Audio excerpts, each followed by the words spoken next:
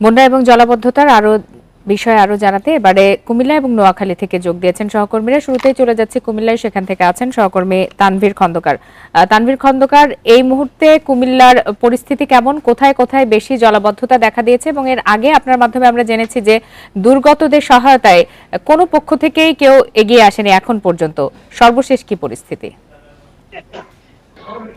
কুমিল্লাতে কিন্তু সবচেয়ে বেশি এখন দুর্গত যে এলাকা সেটি হচ্ছে যে গোমতী নদীর বেড়িবাঁধের ভেতরে যেসব গ্রামগুলো সেগুলো বাঁধের ভেতরের গ্রামগুলো কিন্তু এখন তলিয়ে আছে। এমনকি নদীর যে স্রোতের কারণে কিন্তু প্লাবনের যে পরিমাণ সেটি কিন্তু বাড়ছে। অপরদিকে আমরা জানি যে 14 গ্রাম এলাকায় সেখানে কাকরি নদীর পানি বৃদ্ধি পাওয়ায় কিন্তু ওই উপজেলার বেশ কিছু এলাকা প্লাবিত হয়েছে। অন্যদিকে নাঙ্গলকোট উপজেলাও কিন্তু প্লাবিত হয়েছে বলে আমাদেরকে স্থানীয় প্রশাসন জানিয়েছে। আর আমি এখন যেই গ্রামটিতে দাঁড়িয়ে আছি, ঠিক যে জায়গাটিতে দাঁড়িয়ে আছে এটি হচ্ছে বুড়িচং উপজেলার ময়নামতি ইউনিয়নের কিং বাজেহুরা গ্রাম। ঠিক এই হচ্ছে ওই গ্রামের প্রধান রাস্তা।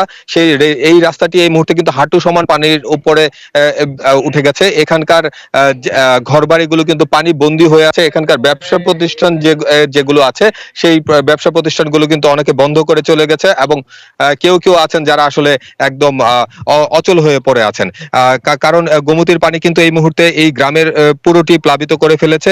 এছাড়াও আমরা যেটি জেনেছি, গোমতী নদীর বেড়িবাঁধের ভেতরে কাহেতুরা গ্রাম, অন্যদিকে সদর উপজেলার গ্রাম, সেসব এলাকার মানুষ কিন্তু আকস্মিক বন্যায় ক্ষতিগ্রস্ত হয়েছে। গতকাল বিকেল থেকে নদীর পানি যখন বাড়তে থাকে সকলেই ভেবেছিল যে আসলে এভাবে বন্যার তোড়ে তারা আক্রান্ত হবেন না, কিন্তু রাতের বেলা পানি আকস্মিকভাবে বাড়ে এবং সাধারণ মানুষ কিন্তু বন্যা মোকাবেলার তারা করার জন্য সেই প্রস্তুতি নিতে পারেনি, যে কারণে কিন্তু অনেকেই তাদের বাড়ি ঘরে আটকে গেছেন। সকাল থেকে আমরা দেখেছি বেড়িবাঁধের ভেতরের বাড়ি ঘরগুলো থেকে সাধারণ মানুষ তাদের মালপত্র বের করে নিয়ে যাচ্ছেন। যারা অসুস্থ আছেন, শিশু আছেন, তাদেরকে নিরাপদ আশ্রয়ের জন্য নিয়ে যাচ্ছেন। তবে এই বেড়িবাঁধের ভেতরে যে গ্রামগুলো আছে সেই গ্রামগুলো অবহেলিত বলে জানিয়েছে স্থানীয় মানুষজন। তারা বলছে এখানে কোনো সরকারি প্রতিষ্ঠান না থাকায় এবং আশ্রয় কেন্দ্র না থাকায় কেউ যদি আশ্রয়ের জন্য কোথাও যেতে চায় তাদেরকে কিন্তু দূর দূরান্তে যেতে হচ্ছে কিংবা অন্য কোনো গ্রামে যেতে হচ্ছে। আর এছাড়া যেহেতু বন্যার পানিতে পুরো এলাকা প্লাবিত হয়ে আছে, সেখানে কিন্তু বিশুদ্ধ পানির অভাবেরও একটি বিষয় রয়েছে। এছাড়া নদীর পানির স্রোতের কারণে এখানকার যে রাস্তাঘাট সেগুলো কিন্তু ক্ষতিগ্রস্ত হচ্ছে। তো এখনো পর্যন্ত কিন্তু প্রশাসনের পক্ষ থেকে আসলে কোন ধরনের সহযোগিতা করা হবে কিংবা কাদেরকে সহযোগিতা করা হবে সেই বিষয়ে আমাদেরকে কেউই কোনো তথ্য দেননি।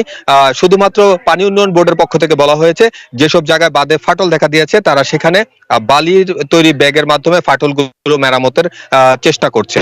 এছাড়া কিন্তু আর কোনো ধরনের প্রশাসনিক যে সহযোগিতা সেটি কিন্তু আমরা দেখিনি। কিন্তু জেলা প্রশাসক আমাদেরকে জানিয়েছিলেন বেশি দুর্গত এলাকা হলে সেই সব এলাকা থেকে খোঁজ পেলে সেখানে সাধারণ মানুষকে তারা সহযোগিতায় এগিয়ে আসবে। তো এই ছিল মূলত কুমিল্লা থেকে বন্যার সর্বশেষ খবর। তানভীর খন্দকার, আপনাকে ধন্যবাদ।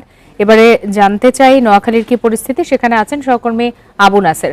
আবু নাসের, নোয়াখালীতে বন্যার কি অবস্থা সেটি জানাবেন, এবং সেই সাথে জানাবেন যে যারা দুর্গত অবস্থায় রয়েছেন তাদেরকে কি এরই মধ্যে নিরাপদ আশ্রয়ে সরিয়ে নিয়ে যাওয়া হয়েছে কিনা?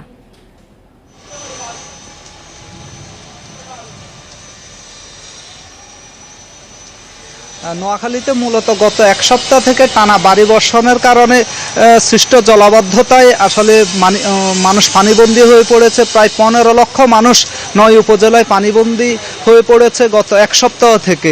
তা আমি যদি আমার পেছনে একটু দেখাই, এখানে এই জেলা শহরে এটি হচ্ছে একটি গুরুত্বপূর্ণ সড়ক, সরকারি আবাসিক এলাকার পাশের এই সড়কটি। এর পাশাপাশি প্রতিটি সড়কে এখানে জলমগ্ন হয়ে আছে এবং বাসাবাড়ি, দোকানপাট থেকে শুরু করে সব কিছুতে পানি ঢুকে গেছে এবং সরকারি বেসরকারি অফিস আদালত সর্বত্র শিক্ষা প্রতিষ্ঠান পানি প্রবেশ করেছে। এবং গত এক সপ্তাহ থেকে কার্যত এখানকার মানুষ পানিবন্দী হয়ে আছে, চরম দুর্বিষহ জীবনযাপন করছে। অনেকেই ঘরবাড়ি সব ডুবে যাওয়ার কারণে রান্না করা যাচ্ছে না এবং খাওয়ারও সংকট দেখা দিয়েছে। এক সপ্তাহ থেকে শুকনো খাবার খেয়ে অনেকে জীবন ধারণ করতেছেন এবং সরকারি বেসরকারিভাবে তেমন কোনো সাহায্য সহযোগিতা পেয়েছেন বলে আমরা জানতে পারিনি এখনো পর্যন্ত। তবে স্থানীয়ভাবে শুধু জেলা সদরের দত্তেরহাট এলাকাতে মনিরউদ্দিন ফাউন্ডেশন নামে একটি প্রতিষ্ঠান গতকালকে বিকেলে 2000 লোকের মাঝে রান্না করা খাবার পরিবেশন করেছে।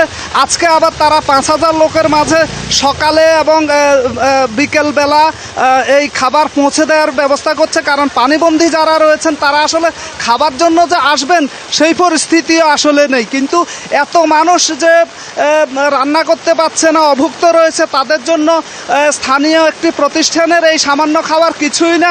যদি সরকারি বেসরকারিভাবে মানুষকে খাবার এবং বিশুদ্ধ পানি সরবরাহ না করা যায় তাহলে এক ধরনের মানবিক বিপর্যয় দেখা দিতে পারে বলে আশঙ্কা করা হচ্ছে। অন্যদিকে বাঁধ যেগুলো রয়েছে জায়গায় জায়গায় খালে যে বাঁধ দেওয়া হয়েছে, এই বাঁধ অপসারণ না করলে এই দুর্ভোগ থেকে বাঁচার কোনো লক্ষণে নেই। প্রতি মুহূর্তে পানি উচ্চতা বাড়ছে, প্রতি মুহূর্তে যেসব ঘরবাড়ি এখনও উঁচু সুরক্ষিত আছে সেখানেও পানি প্রবেশ করছে। সব মিলিয়ে চরম দুর্বিষহ অবস্থা বিরাজ করছে নোয়াখালী জেলা শহর সহ 9 উপজেলায়। এ হচ্ছে আমার কাছে এখানকার সর্বশেষ।